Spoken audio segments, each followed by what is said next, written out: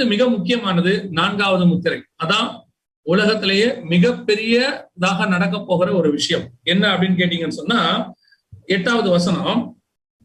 நான் பார்த்தபோது 6ஆம் அதிகாரம் 8ஆம் வசனம். நான் பார்த்தபோது இதோ மங்கின நிறமுள்ள ஒரு குதிரையை கண்டேன்.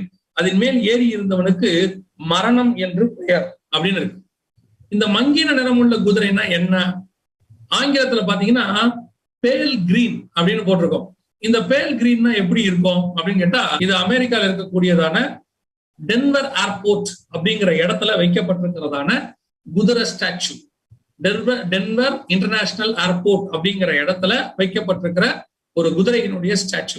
இது என்னது அப்படின்னு கேட்டா, ஒவ்வொரு காலத்திலும் ஒவ்வொரு காரியம் இந்த பூமியில நடக்கும்போது ஏதாவது ஒரு விதத்தில் அடையாளத்தில் கர்த்தர் அதை நமக்கு தெரியப்படுத்துவார். திடீர்னு அமெரிக்கால இப்படி ஒரு காரியத்தை செஞ்சிருக்கிறாங்க. செஞ்சுட்டு இந்த மாதிரி ஒரு குதிரையை வச்சுட்டு அந்த ஏர்போர்ட்டுக்குள்ள அவங்க வச்சிருக்கிறதான இமேஜ், அந்த போட்டோ ரொம்ப முக்கியம். இதை கொஞ்சம் கவனிங்க. அவங்க என்ன இமேஜ் வச்சிருக்கிறாங்கன்றத பாருங்க. இது அங்க இருக்கிறதான இமேஜ், அது உள்ள இருக்கிறதான போட்டோ. இந்த போட்டோவை நீங்க நல்லா கவனிச்சு பாத்தீங்கன்னா இதுல உலக மக்கள் எப்படி அழிக்கப்படுகிறாங்க அப்படிங்கிறதுக்கான காரியம் எல்லாம் இருக்கும். ஒரு சர்வாதிகாரி வந்து அடிக்கிறது, கொல்றது, வியாதியில ஜனங்க பாதிக்கப்படுறது, சிலர் வந்து மரணத்துல இருக்கிறது, எல்லாமே இதுல இருக்கும். இதுல பாத்தீங்கன்னா இந்த குதிரையை வச்சுட்டு இப்படி ஒரு பெயிண்டிங்ஸ் அவங்க பண்ணிருக்கிறாங்க. இதுக்கும் இந்த மெசேஜுக்கு என்ன சம்பந்தம் அப்படின்னு கேட்டா, இதே ஒரு மாதிரி ஒரு குதிரை வரும் தான் 1900 வருஷத்துக்கு முன்னாடி பைபிள் சொல்லு. பேல் கிரீன் ஹார்ஸ், இங்கிலீஷ்ல அப்படி இருக்கும், பேல் கிரீன் ஹார்ஸ் இருக்கும். தமிழ்ல மங்கின நிறமுள்ள ஒரு குதிரை அப்படின்னு இருக்கு. இந்த குதிரை வரும்போது உலகத்துல மிகப்பெரிய அளவுல மரணம் சம்பவிக்கும்னு பைபிள் சொல்லுது. கீழே அதே வசனத்துல நீங்க 8வது வசனத்துல பாத்தீங்கன்னு சொன்னா 4 வகையான மரணம் வரும் அப்படின்னு சொல்ல. ஒன்று பட்டயத்தினாலும், 2வது பஞ்சத்தினாலும், 3வது சாவினாலும், 4வது பூமியின் துஷ்ட மிருகங்களினாலும், பூமியின் கால்பங்கில் உள்ளவர்களை, அங்கதான் ரொம்ப முக்கியம், கால்பங்கில் உள்ளவர்களை மரணம் இல்லை கொலை செய்யப்படுவார்கள் இருக்கு. கொலை செய்யும்படியான அதிகாரம் அவைகளுக்கு கொடுக்கப்பட்டது. இந்த வசனத்துல என்ன சொல்லப்பட்டிருக்கு அப்படின்னு சொல்லி நீங்க கேட்டீங்கன்னு சொன்னா, இதுக்கு அப்புறம் வரக்கூடிய ஒரு மிக முக்கியமான காலகட்டம், இந்த பஞ்சத்தினுடைய முடிவுல மிக முக்கியமான ஒரு பேரழிவு இந்த பூமிக்கு வரும். இந்த பேரழிவை குறிச்சு நிறைய விஷயங்கள் பேசிக்கிட்டே இருக்கிறாங்க. நீங்க ஒருவேளை இந்த விஷயத்தெல்லாம் கவனிச்சிங்களா இல்லையான்னு எனக்கு தெரியாது. இப்போ அதை பத்தி எல்லாம் ஆரம்பிச்சுட்டாங்க. நீங்க மத்திய கிழக்கு நாடுகள் நியூஸ்லயும் அது வருது, அப்புறம் ஐரோப்பா செய்திகள்ல வருது, எல்லாம் வந்துட்டு இருக்கு. எதை பத்தி வந்துட்டு இருக்கு அப்படின்னு கேட்டீங்கன்னா, குளோபல் வார்மிங், அதாவது மிகப்பெரிய அளவிலான பூமியில வந்து வெப்பமயமாகுதல் அப்படின்னு ஒண்ணு நடக்குது அப்படின்னு சொல்றாங்க. இந்த வெப்பமயமாகுதல் மூலமாக மிகப்பெரிய அளவுல பூமியில மாற்றங்கள் வந்திருக்கு.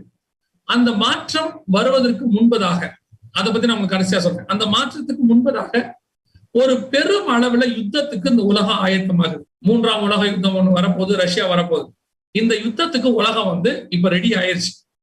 ஒருவேளை இந்த யுத்தம் தொடங்குமானால் இந்த யுத்தத்தின் மூலமாக 4 வகையான மரணம் பூமியில வரும். இப்ப பாருங்க, 1ஆம் உலக யுத்தம் தொடங்கும் போதுதான் ஃபர்ஸ்ட் பிளைட்ல குண்டு போட்டாங்க. பிளைட்ல குண்டு போடுற கலாச்சாரம் அப்பதான் வந்துச்சு. 2ஆம் உலக யுத்தம் அதுலதான் அணுகுண்டு போட்டாங்க, ஹிரோஷிமா நாகசாகில. அதுக்கு முன்னாடி அப்படி ஒண்ணு கிடையாது. சோ 1ஆம் உலக யுத்தத்தை விட 2ஆம் உலக யுத்தத்துல மிகப்பெரிய அளவுல உயிர் சேதம். இப்போ 3ஆம் உலக யுத்தத்துலதான் பயோவார், கிருமிகள் மூலமாக ஒரு யுத்தம் செய்யறது, பயோவார்ன்னு சொல்றது. இப்போ நான் சொல்ற வசனத்தை வாசிங்க, நீங்க எவ்வளவு ஆச்சரியப்படுவீங்க பாருங்க. நம்ம பைபிள் எவ்வளவு துல்லியமா விஷயத்த சொல்லியிருக்கு பாருங்க. வெளிப்படுத்தின விசேஷம் 9ஆம் அதிகாரம் 4வது வசனம். வெளிப்படுத்தின விசேஷம் 9ஆம் அதிகாரம் 4வது வசனம். பூமியின் புல்லையும் பசுமையான எந்த பூண்டையும் எந்த மரத்தையும் சேதப்படுத்தாமல் தங்கள் நெற்றிகளில் தேவனுடைய முத்திரையை தரித்திராத மனுஷரை மாத்திரம் சேதப்படுத்த அவைகளுக்கு உத்தரவு கொடுக்கப்பட்டது. நல்ல கவனிங்க, புல்லு பூண்டு மரம் செடி கொடி எதுவுமே சேதப்படுத்தாம மனுஷனை மட்டும் சேதப்படுத்துற மாதிரி ஒண்ணு நடக்க போகுது. இத நீங்க படிக்கிறதுக்கு இப்படி இருக்கா, என்ன நடந்திருக்குது, மரம் சேதமாகல, எந்த பூண்டும் சேதமாகல, எதுவுமே சேதமாகல. மனுஷன் மட்டும் கோடிக்கணக்குல செத்து இருக்கிறான். இது இயற்கையா வந்த கிருமி கிடையாது. இப்பவும் கண்டுபிடிச்சிட்டாங்க, இது சைனாவுல லேப்ல இருந்து மனுஷன் உண்டாக்குன ஒரு கிருமி. அப்படின்னா யாரோ கொலை செய்யறதுக்காக இது ரெடி பண்ணியிருக்கிறாங்க. இது ஒரு ஆயுதம். இந்த ஆயுதத்தை யூஸ் பண்ணா, இந்த பயோ கெமிக்கல் வார யூஸ் பண்ணா எந்த விதமான மரம் செடி கொடி சேதப்படாம மனுஷன் மட்டும் சாவான். இப்படி ஒரு பயோ கெமிக்கலை நம்ம இப்பதான் பாக்குறோம். எப்போ 2019 பாக்குறோம். ஆனா இது 1984லயே ஆரம்பிச்சிட்டாங்க இந்த மாதிரி ஒரு ஆராய்ச்சி. நாங்க அப்பயே 1984லயே இந்த மாதிரி ஆராய்ச்சி இருந்துச்சுன்னு ஒரு குறிப்பே இருக்கு. இப்ப 2019 தான் அதை யூஸ் பண்ணி இருக்கிறாங்க. ஆனா 2000 வருஷத்துக்கு முன்னாடி பைபிள் சொல்லுது, மரம் செடி கொடி எதையும் சேதப்படுத்தாம மனுஷனை மட்டும் சாகடிக்கிற மாதிரி ஒரு விஷயம் நடக்கும். இப்ப நடக்குது பாருங்க, எவ்வளவு துல்லியமா இருக்கு பாருங்க நம்ம பைபிள்ல. இந்த சாவை தான் இந்த நீங்க 6ஆம் அதிகாரத்துல வாசிச்சு பாருங்க, பூமியின் துஷ்ட மிருகங்களினால் உண்டாகும் மரணம். அப்படின்னா என்ன? இப்ப இந்த கிருமி எல்லாம் இருக்குல்ல, இப்ப நீங்க பாக்குற கொரோனா கிருமியா இருக்கட்டும், இல்ல இதுக்கு முன்னாடி வந்த எய்ட்ஸா இருக்கட்டும், அல்லது டெங்குவா இருக்கட்டும், எபோலாவா இருக்கட்டும், ஜிகாவா இருக்கட்டும், எந்த வைரஸ் வேணா எடுத்துக்கோங்க, எல்லா வைரஸும் ஏதோ ஒரு மிருகத்துல இருந்து வந்துச்சுன்னு சொல்றாங்க. நல்லா கவனிச்சு பாருங்க, ஏதாவது ஒரு மிருகம். இப்ப கூட இந்த கொரோனா வந்த போது நம்ம சைனால உள்ளதான அந்த மாகாணத்துல ஒரு மார்க்கெட்ல உள்ளதான அந்த கிருமியில இருந்து தான் வந்துச்சு. இந்த பாம்பு சாப்பிடுறது பாம்புக்குள்ள இருந்து வந்துச்சு அப்படின்னா, எய்ட்ஸ் வரும்போது சிம்பன்சி குரங்குல இருந்து வந்துச்சு. கேமல் ஃபீவர், உங்க அரேபியால அந்த மத்திய கிழக்கு நாடுகள் எல்லாம் கேமல் ஃபீவர்னு ஒண்ணு இருக்கு, அது ஒட்டகத்துல இருந்து வந்துச்சு. இப்ப எபோலா வவ்வால்ல இருந்து வந்துச்சு. இப்படி ஒவ்வொன்றுத்துக்கு பின்னாடி பாருங்க ஒரு மிருகம் இருக்கு. ஏதோ ஒரு மிருகத்தை சொல்லிட்டே வராங்க. இது எல்லாத்துக்கும் பின்னாடி ஒரு மிருகம் இருக்கு பாருங்க. இப்ப நீங்க 6ஆம் அதிகாரம் 8ஆம் வசனம் வாசிச்சு பாருங்க, துஷ்ட மிருகங்களினால் கொலை செய்யப்படுவார்கள் இருக்கு. இப்ப இந்த கிருமியை எடுத்து நம்மள என்ன பண்றாங்க? கொலை பண்றதுக்கான ஒரு வேலையை அவங்க செய்யறாங்க. இது எங்க இருக்கு பைபிள்ல? 1900 வருஷத்துக்கு முன்னாடி இருக்கு. இதை வச்சு மனுஷனை சாவடிப்பாங்க. மரம் செடி கொடி எதுவுமே சேதமாகாது, மனுஷன் மட்டும் சேதமாவான். இந்த தீர்க்க தரிசன வார்த்தை நிறைவேறுகிற காலகட்டத்தில் தான் நீங்களும் நானும் இருக்கிறோம். இப்ப நம்ம 6ஆம் அதிகார காலத்துல இருக்கிறோம்னு சொன்னா அதெல்லாம் இல்லைங்க, ப்ரூஃப் கொடுக்க தெரியல, ஆனா அதெல்லாம் இல்லைங்கிறோம். உட்கார்ந்து ஒவ்வொரு வசனத்தையே கொஞ்சம் அலசி ஆராய்ந்து உலகத்துல நடக்கிற சம்பவத்தோடு ஒப்பிட்டு பாருங்க.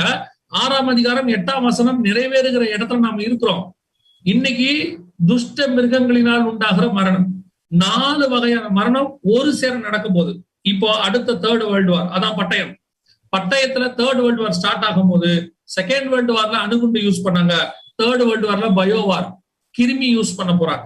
அவங்களே சொல்றாங்க, அடுத்து கிருமியான குண்டை யூஸ் பண்ண போறாங்க. யூஸ் பண்ணாங்கன்னா அதுல 2வது துஷ்ட மிருகங்களினால் உண்டாகிற மரணம், 3வது பஞ்சத்தினாலும், இதை பத்தி நம்ம பார்த்தோம், மிகப்பெரிய அளவுல பஞ்சம், 4வது சாவினாலும், நேச்சுரல் கலாமிட்டிஸ் போட்டிருக்கு. இங்கிலீஷ்ல பாத்தீங்கன்னு சொன்னா நேச்சுரல் டெத், அதாவது பூமி அதிர்ச்சி, இந்த மாதிரி காரியங்கள்லாம் நடக்கும்.